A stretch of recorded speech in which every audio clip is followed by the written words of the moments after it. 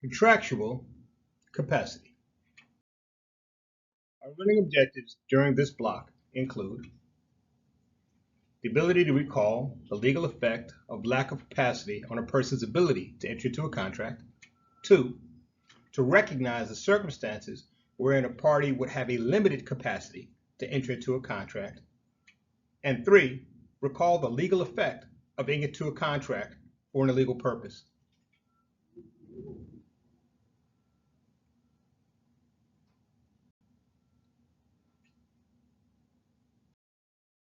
Contractual capacity has two components: authority and ability.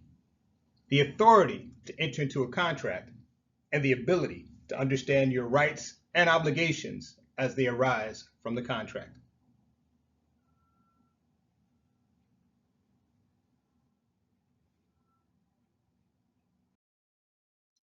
Generally, courts presume that parties to a contract have contractual capacity.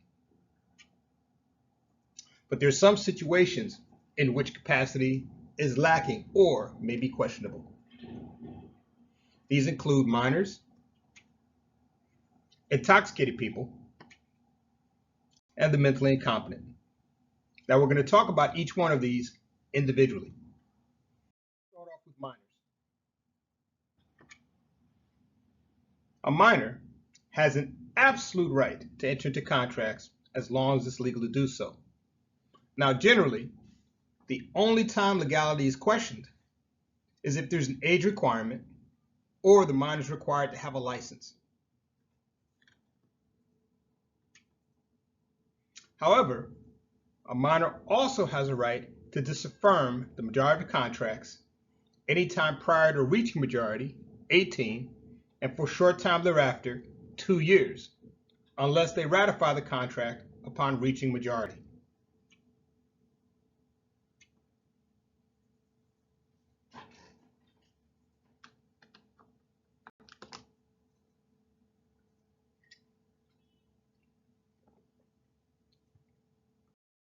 Now, disaffirmance simply means you can get out of a contract. Now, for a minor to avoid a contract, he or she need only manifest an intent not to be bound. The intent may be expressed by words or conduct.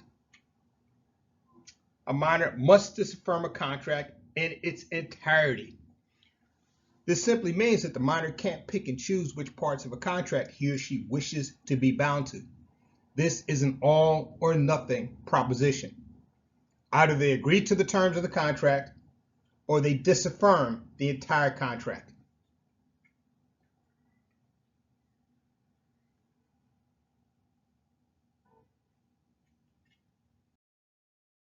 Now, what's a minor's obligation on disaffirmance? Generally, a minor need only return the goods or other consideration if still in his or her possession or control. Under the common law, even if the goods have been damaged or ruined, a minor's right to disaffirm is not affected. Right? So what does this mean? From a practical standpoint, you could have a minor, let's say a 15-year-old, living in the state of North Carolina, and they go and buy a car. They drive the car for 6 months, and they crash the car. They total a car. Under the common law, this 16-year-old could take the car back to the dealer in its damaged condition, and the dealer would have to return to the minor all of the consideration that the minor paid.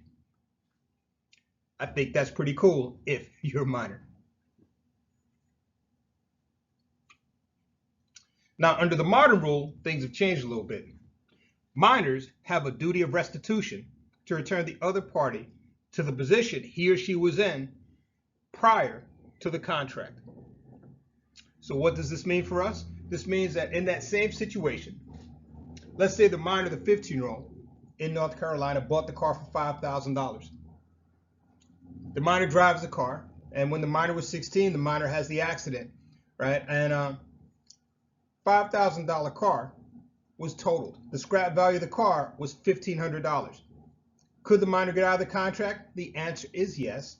However, the minor has a duty of restitution. So what does that mean? That means that when the other party, the dealer, the adult, returns the consideration that the minor paid back to the minor, he can deduct the depreciated value of the car from what's returned. So we start off with a $5,000 car. After the crash, the car was worth $1,500. That means that the dealer could deduct $3,500 from the $5,000 he returned to the minor, right, in order to be made whole. This is the modern rule, and the modern rule applies in the majority of jurisdictions, in the majority of states. Now, what happens when a minor misrepresents his or her age? A minor can disaffirm a contract even if he or she misrepresents his or her age. Why? Because the minor is only as old as the minor is. For example, you've probably seen these kids. They're 16 years old, 6 foot 4 inches tall, 250 pounds of muscle. When you glance at them, you don't think they're 15. You might think they're 20, 21 years old. Well, let's say one of these big boys comes with some money. His Uncle Dave dies, leaves him $25,000. Now, one of the things that he always wanted was a car. So Big Boy takes the money his Uncle Dave left him to a dealer to buy a car. Now, knowing that he's too young to buy a car, he gets his older brother's driver's license. They look very much alike. And he scans it and he produces for himself a replica driver's license, a counterfeit driver's license with his picture and name inserted in place of his brother's. So he goes to this dealer with this fake ID, representing himself as a 21-year-old, not the 15-year-old that he is, and he purchases his car, let's say for $10,000. When he gets home after showing the car off to his friends, his father sees what happens. So his father asks him where he got the car from, and he said, well, I bought the car with the money Uncle Dave left me. So his father pops him upside the head and tells him to take the car back right away. Well, because the minor is still a minor, even though he lied about his age, even though he had proof that he was older than he actually was, because he's still only 15, not 21, he can get out of that contract. He can disaffirm that contract.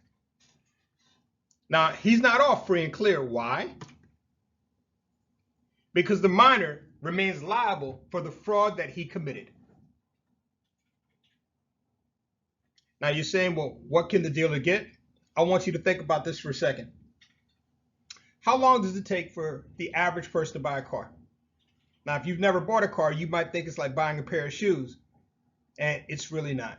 When you go to buy a car, you get to look at cars, you get to test cars, and the dealer might spend 2-3 hours with you.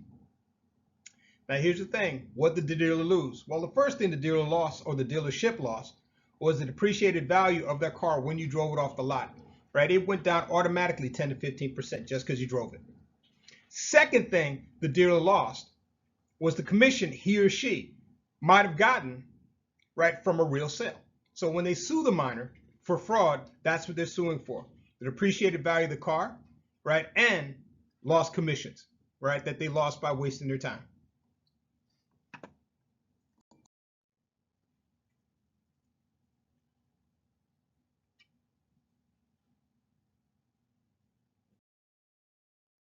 Contracts for necessaries, also called necessities.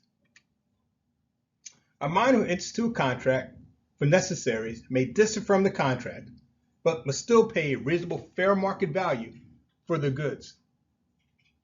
Now, what are necessities? They include food, clothing, shelter, and medical care. Now, let's go back. A minor who enters a contract for necessaries may disaffirm the contract, but must still pay the reasonable fair market value for the goods. Now, specifically, this would be for the goods that he or she consumes, right? Got two examples for you. First one, you get a 10-year-old who goes to McDonald's and buys a Happy Meal, which, as you know, since a minor has an absolute right to enter into contracts, he could do. He buys the Happy Meal. He takes a bite out of the hamburger and decides he does not want this meal. So what does he do? He takes it back to the counter, says, I don't want this anymore, give me back my money. Now, because he's a minor, the McDonald's manager would have to return the money back to the minor. However,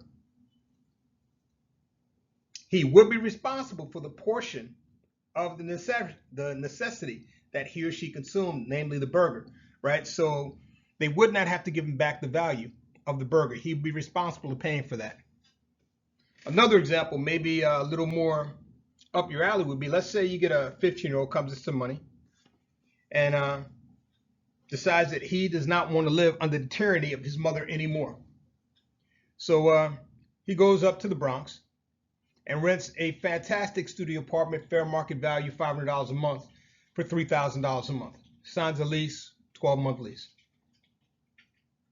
For the first month, he has a great time eating McDonald's, playing video games.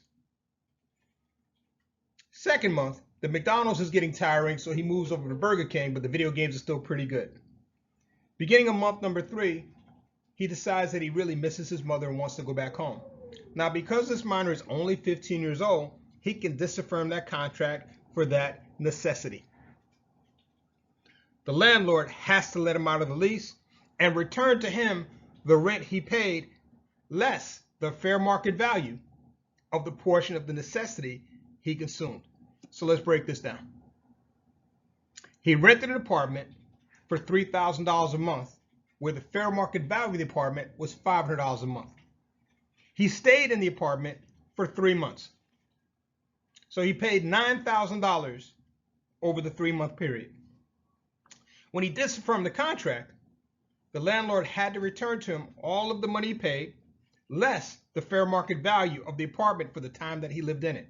Right? So what does that mean? That means that the landlord would have to return $7,500 to the 15-year-old and could retain $1,500. Why? The fair market value of the apartment for the portion of time that the minor lived there was $1,500, $500 a month. 500 times 3 is $1,500, right? That's what the minor would be responsible for. Now, what makes a necessary/necessity different than other goods or services? Well, specifically, it's things that he needs to survive. So a minor needs a place to live like anybody else, right? So the minor does have an obligation for pay for things that they do need to survive. But only, once again, I have to stress this, only the fair market value of that necessary. No more.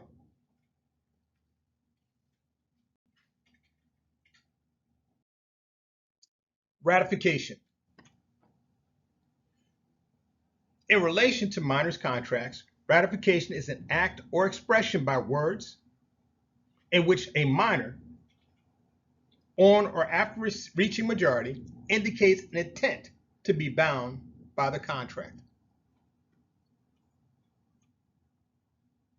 In general, any act or conduct showing an intent to affirm the contract will be deemed a ratification.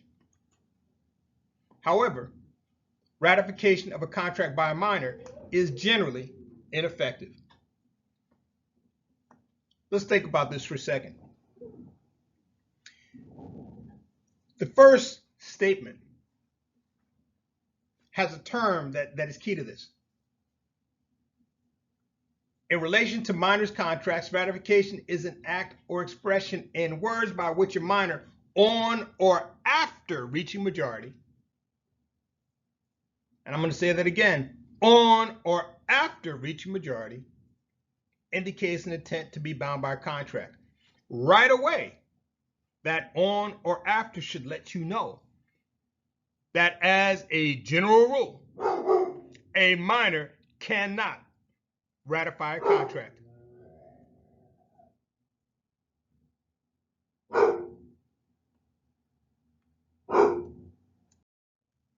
Now, because of this, ratification of a contract by a minor is generally ineffective. Think about this. You get a 13-year-old who enters into a contract, and let's say it's for a car and says, "This is the greatest car I've ever been in. I want to use it forever."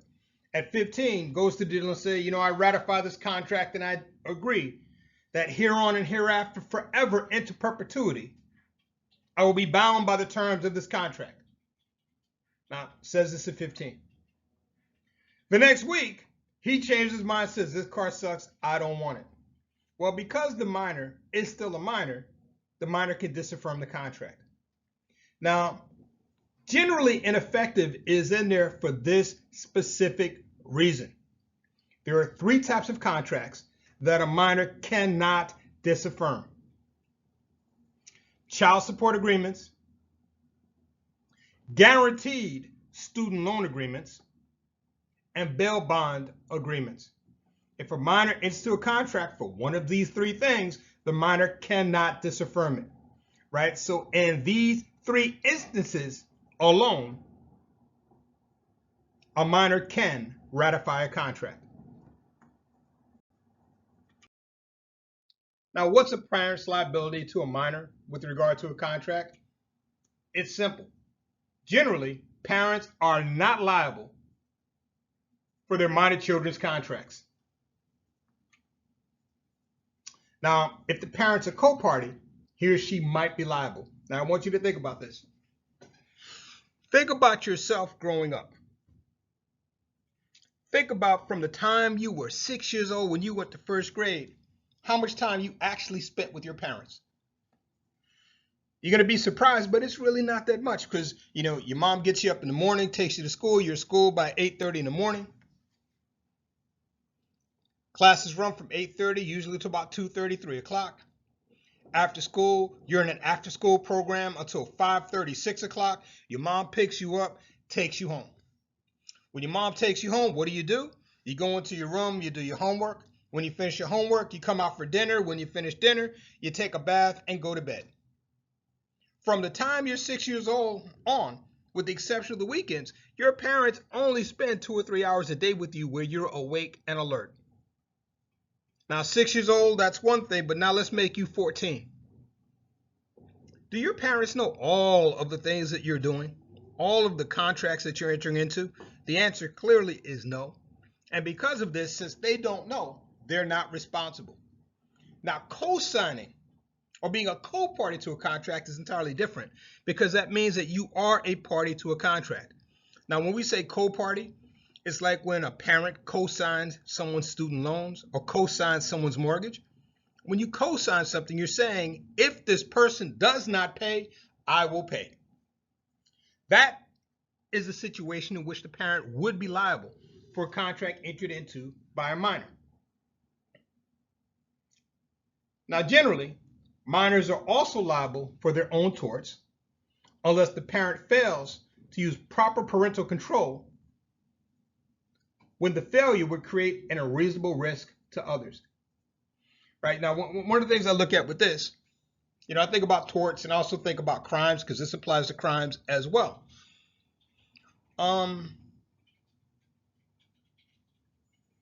If I've got guns sitting all over my house and my 6-year-old picks up a gun and shoots out the window, I will be liable. Why? Because I did not supervise my child, right? And my failure to supervise my child created an unreasonable risk of harm to others, right? In that case, I would be responsible. Now, if I had secured my firearms in locked gun cases with the ammunition secured in a separate locked box, and my 6-year-old got my keys, and when I was asleep, went into the gun cabinet, got a gun, went into the ammo box, got some ammo, loaded the gun with the ammo, and shot out the window, I probably wouldn't be liable. Why? Because I did, in fact, exercise proper parental control. Right? It was not reasonably foreseeable that my minor child, my 6-year-old, would sneak and take my keys, take my gun, get the ammo, load the gun, and shoot out the window. That was not reasonable, so I would not be liable in that case. He'd be going to jail by himself. Emancipation, emancipation, emancipation. Another word for freedom. Emancipation is the release of a minor by his parents who repudiate parental obligations and completely relinquish the right to a minor's control, care, custody, and earnings. Emancipation may be express or implied, absolute or conditional, total or partial. Emancipation has no effect on a minor's contractual capacity. And this simply means that even if a minor is responsible for his or her own care, they can still get out of contracts. They can still get out of contracts. Freedom doesn't change a thing. Only two things can remove a minor's right to disaffirm a contract. I know you're waiting for these. The courts are number one. If a minor petitions the courts to be treated as an adult for contractual purposes, and the courts grant the petition, the minor is an adult for contractual purposes from that time forward. Now, I want to emphasize for contractual purposes. For contractual purposes only. The minor can enter into contracts as long as it's legal to do so, but the minor is not an adult to do things that have a strict age requirement, like buying alcohol. Now, the second thing, see it coming up slow, is marriage, marriage, marriage. When a minor gets married, he or she becomes an adult for contractual purposes. Why? Well, when you get married, what are you expected to do? You're expected to care for other people, your husband, your wife, your kids. In order to care for others, you have to be able to enter into contracts, right? Maybe to buy or rent a house, maybe to buy or rent a car, right? These are things that you have to be able to do, right? So when you get married, you're an adult for contractual purposes. Once again, I want to emphasize for contractual purposes. You're not an adult for anything else, just for contractual purposes. And I'm just going to throw this out there because some people will not understand why this is important. There are many states where you are allowed to get married without your parents' consent prior to reaching the age of majority, prior to turning 18. There are other states like New York where you can get married at 16 with your parents' consent. In some states, it's even younger, right? The point is, minors can and do get married on occasion.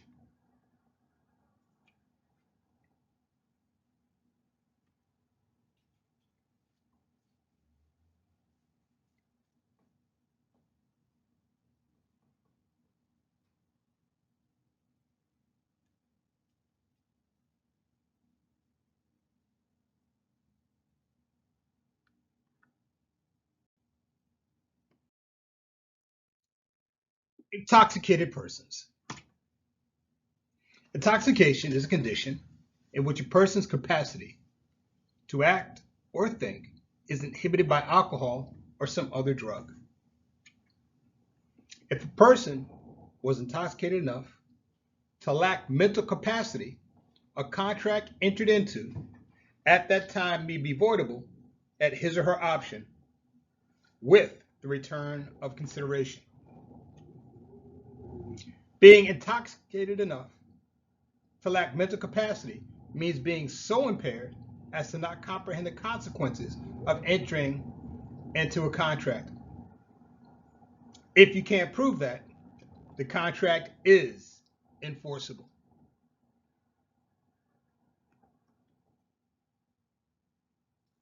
Now, what do we mean? In order to use intoxication as a defense, the key here is proving that you were so intoxicated that you did not understand your rights and or obligations as they arose from the contract. Now, once again, a right is what you receive, an obligation is what you must perform. Well, in the West, alcohol and business go hand in hand, so being intoxicated in of itself is not enough to make a contract voidable.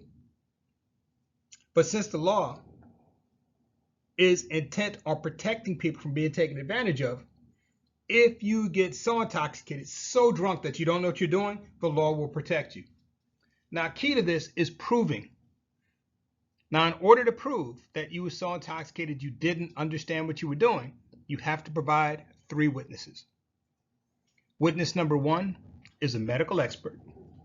This would be a doctor who would testify based on the drug or alcohol you consumed, the amount of the drug or alcohol you consumed, the time period over which you consumed it, the other things that you consumed during that time period, your height, your weight, your gender, your age, and your ethnic group, whether scientifically it was more likely than not that you were intoxicated to the point that you did not understand what you were doing.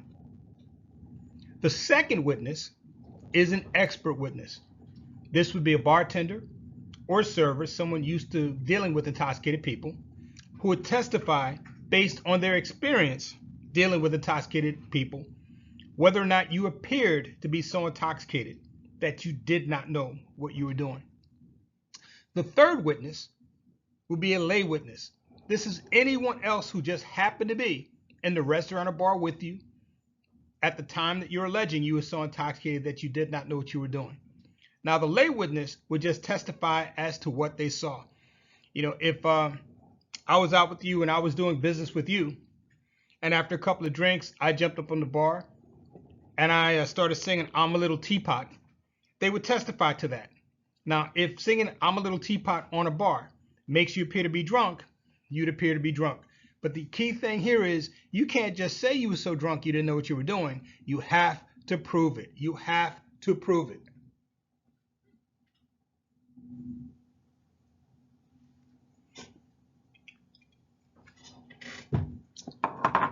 Finally, we come to mentally incompetent persons. If a person has been adjudicated incompetent by a court and a guardian has been appointed, any contract made by that person would be completely void. I woke up one morning and I realized who I truly were. And I remembered that my name is actually Kal-El, not Ron. And the planet that I'm from is Krypton, not Earth. Now, I've been very successful in my life, so I get on the phone and I call up some NASA engineers and I have them start building a spaceship for me to return to my home planet. My fiance notices what's going on and she asks, "What are you doing?" I said, "Well, I've got great news. We're going to return home." She goes, "Oh, really? Where's that?" I said, "The planet Krypton." She looks at me with a knowing smile and says, "That's nice, dear." And she walks into the house. She gets on the phone and she calls up her brother, who just happens to be a judge. And she explains what I've decided, that my name is really Kal-El and I'm from the planet Krypton, not Earth, and that I'm building spaceships to go back home. Her brother comes over and talks to me and I tell him my theory of where I'm from and how I'm getting back. And he agrees with his sister, my fiance, that I am insane. So he judges me incompetent and he appoints her my guardian. From this point forward, any contract I enter into is void because I don't understand what I'm doing. Only my guardian, my evil fiance, can enter into contracts for me. If a person has not been adjudicated incompetent, any contract entered into by that person is voidable if the individual does not know that he or she is entering into a contract or lacks the capacity to comprehend its subject matter, nature, and consequences. Now, this example might be a little controversial, but it's not meant to be. Have you ever seen a mentally retarded person? And the reason why I use mentally retarded people is because you can document their actual level of development, right? And in documenting the level of development, you can document their level of understanding. And let's say you have a mentally incompetent person who, basically develops to the age of a 9-year-old. All right, mentally retarded person with the competence of a 9-year-old. Can a 9-year-old enter into a contract? The answer is yes. Now, if the contract is really complex when the 9-year-old enters into it, would the 9-year-old understand what he or she is doing? Maybe not. Well, with a mentally retarded person, if they develop to the level of a 9-year-old, right, any contract that a 9-year-old understands is a valid contract. Any contract that a 9-year-old would not understand would not be a valid contract. Now, there are many mentally retarded people who work and live on their own. And, they'll have a job and they know if I go to work and I work 8 hours a day, 5 days a week, 40 hours a week, I'm going to get X number of dollars. They also know that the first of every month, they have to pay X number of dollars to their landlord to keep living. They know if they go to a supermarket and they buy things, they have to pay the amount on the register. They understand these transactions, these contracts. Now, let's say a life insurance agent comes in to sell this retarded man who just happens to be married to a mentally retarded woman life insurance. Now, I don't know if any of you have ever bought life insurance, but one of the things that insurance agents love to do is to come to your house around 7, 8 o'clock at night. Generally, after you've worked all day and you finish eating, now you're a little bit tired, and when you're tired, you don't think clear. And they like to do their pitch at the kitchen table. And the first thing they will always do is kill off the husband. And then they'll say, if you love your wife, you'll want her to be taken care of, so you're going to buy this insurance. And by doing that, they get the wife on their side to help them with the sale. Now, most of the time, they want to sell you a whole life policy, even though term for many people is better. You get more insurance for less money, but with whole life, they get a bigger commission. And they don't just sell it as insurance, they sell it as an investment property, right? Because you can take out loans on a whole life insurance policy that you don't have to pay back because it's your money. And after you've been paying into this policy for a certain amount of time, the interest will pay the premium, so it becomes free. This is what they sell. Now, they explain all this stuff to this retarded man. And he buys this policy, you know why? Because he heard if he loved his wife, he's going to buy insurance to take care of her. He didn't understand any of the numbers. All he knows is, I love my wife. Now, later on in the month, when his guardian goes over his expenses, says, well, why did you buy this insurance? This is really, really expensive. Can you afford it? He goes, I need it. I love my wife. The guardian would explain why it's not that good. And because he did not understand his obligation and what he was receiving for all the money he was paying, right, the contract would be voidable at his option.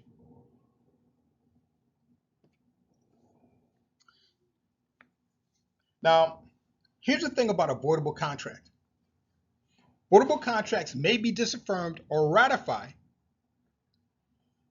after the incompetent becomes competent or by an appointed guardian. Right now, you have some folks who are mentally incompetent for a specific period of time. Maybe they have a diagnosis that says they're chemically imbalanced, so when they get on their medication, they're now competent. Let's say they entered into a contract when they were off their meds, didn't really understand what they were doing, but after they took their meds and they reviewed the contract, it made sense. Contracts ratified, contracts good. By the same token, going back to my mentally retarded person, right, had he entered into a term life insurance policy that was actually for value, once their guardian reviewed their paperwork, even though the contract was voidable, the guardian says this is good, it becomes valid. Excuse me. It's now ratified. If an incompetent understands the nature and aspects of entering into a certain contract, the contract is valid despite a lack of capacity to engage in other activities. Similarly, if an incompetent has a lucid interval during which he or she will be considered to have full capacity, their contract will be valid. Right? You may have seen some folks who have Alzheimer's. Most of the time, they don't know what's going on, but they have periods of lucidity. Right? If they were to enter into a contract during a period of lucidity when they understand what's going on, that would be a valid contract, right? Any other time period, it would not be. But during that lucid period, it would be.